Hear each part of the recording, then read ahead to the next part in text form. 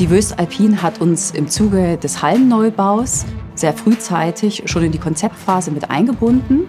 Und so konnten wir den Safety Guard optimal hier am Standort umsetzen, um von vornherein Schäden komplett vermeiden zu können. Dann haben wir den Linde Safety Guard angeboten und installiert.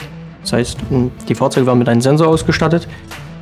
In neuralgischen Punkten werden Personen gewarnt durch Diaprojektoren, die ein Symbol auf den Boden stellen, oder durch blinkende Rundumspiegel, um Kollisionen zu vermeiden.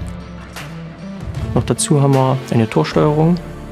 Das heißt, das Fahrzeug nähert sich dem Tor, wird automatisch eingebremst, damit es nicht gegen das geschlossene Tor fährt. Das Tor öffnet sich automatisch und wenn es vollständig geöffnet ist, wird dem Fahrzeug wieder freigegeben und kann das Tor passieren. Und nach Installation des Safety Guards haben sich diese Torschäden nicht nur minimiert, sie haben sich neutralisiert. Gibt keine mehr.